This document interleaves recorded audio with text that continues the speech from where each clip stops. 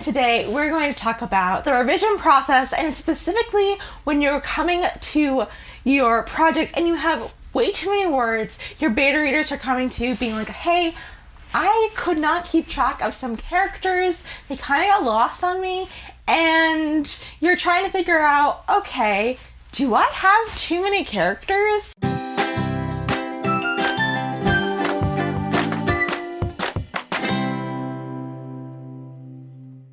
Hello everyone, welcome back to my channel. My name is Riley K. Jones. I'm a writer, teacher, and author tuber, and today I'm going to walk you through a revising tip that I learned through my many revisions in 2021. When writing the first draft of a story, or let's be honest, maybe even your second draft, you might notice that you have too many characters in the playing field. Your beta readers might be telling you that they have a hard time keeping track of certain characters, or even forgot that like X character even existed. And so you might be feeling like, but how could you forget that they existed? They might even be your favorite side character that you included, and how could you miss him? And you might feel a little bit upset, but it just means that you probably have too many characters on the field in your work for your reader to keep track of. Oftentimes when we're writing, we'll get like a lot of people involved in the main character's life because that's how real life works. We have so many people from so many different spheres interacting in our day-to-day life, like from family members to the online world, to roommates, to friends, to barista that we see every week at Starbucks, to the librarian or teacher that we interact with.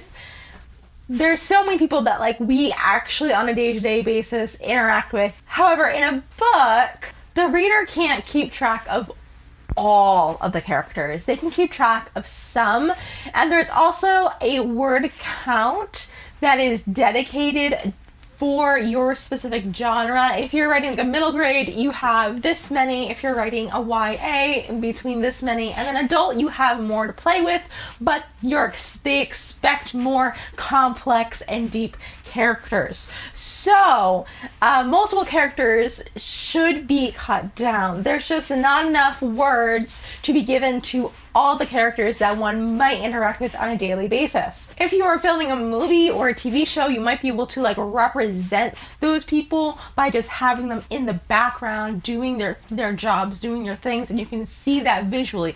But in a book, you don't have the word count to play and name every single character or even give a large cast of characters to. So when you are writing the first draft, please don't worry about this too much. Just write the thing, see where your story's headed, and then after you take some time, then come back to your manuscript and do these three things. First, you want to analyze the main goal of all your characters. Yes, even the side characters that you mentioned like 3 times. Know why they appear in your story. What is their main goal in each scene, chapter, the whole novel, and what is their purpose with your main character? Why are they there? What is their own personal goals outside of the main character's goals?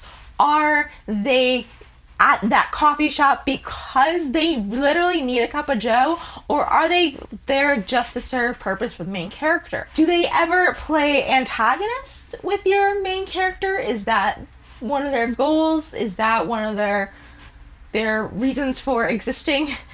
Are there any other characters that have similar goals? Like, now that you've listed all of these goals, are you seeing similar goals pop up in these characters? There's no really one-size-fits-all method here, but when you know the reason why they're there, analyzing that question will help you know what to do with these characters. 2, look for non-vital characters that you can just cut.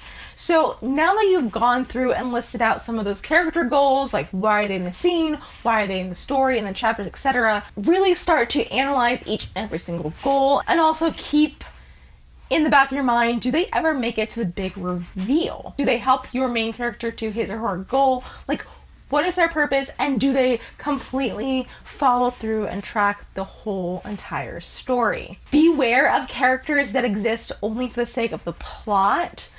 I was having a conversation with my mentor on my latest revision of Project Lost, that there's this janitor character that had this 2-scene appearance, and she suggested that I cut the janitor. She's like, he doesn't really serve a purpose. But what she didn't know is, in my mind, in my world, I was actually making him to be one of the like big bad behind the scene characters, and so he had major importance in the overarching mystery.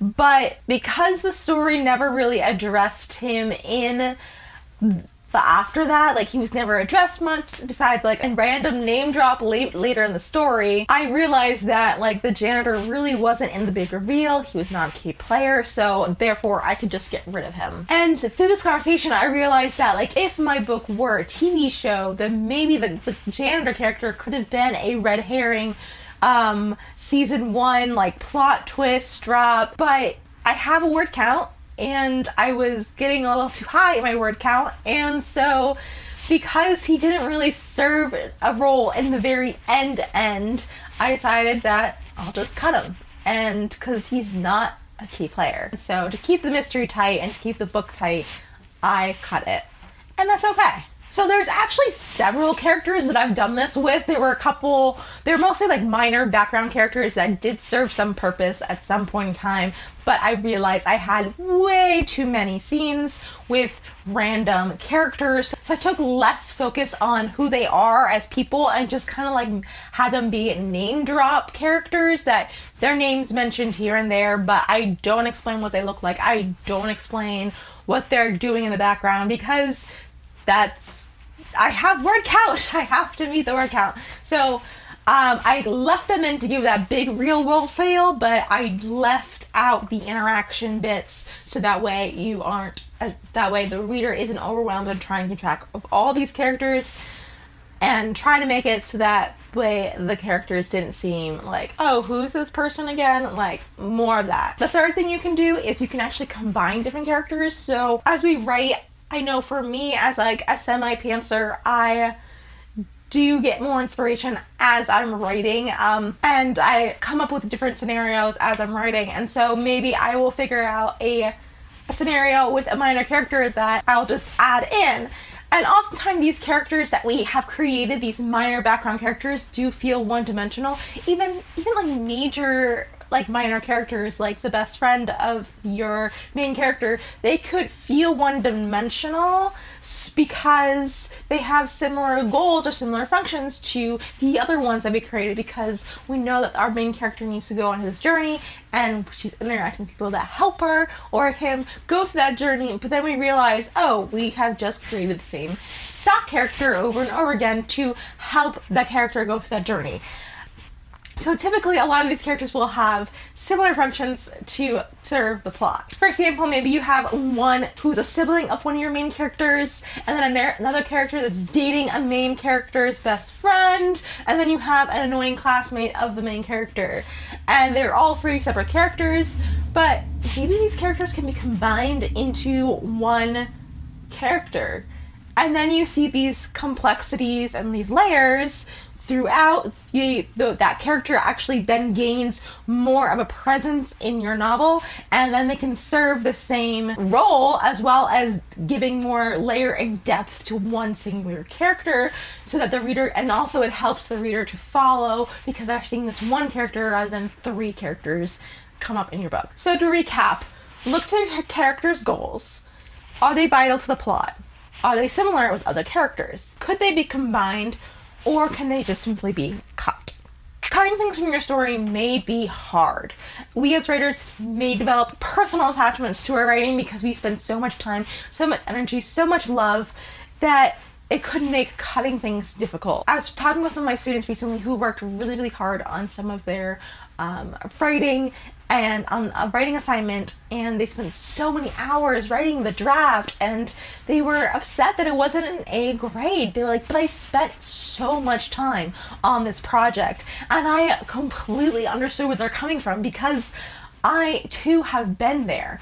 I have spent hours, days, and weeks of my life devoting myself to how do I make this chapter better, only to be told, in this chapter, we can remove it. Is that time all worth it? Did I waste my time Did I just waste days of my life trying to get that scene or chapter in and work, only to be told to be cut?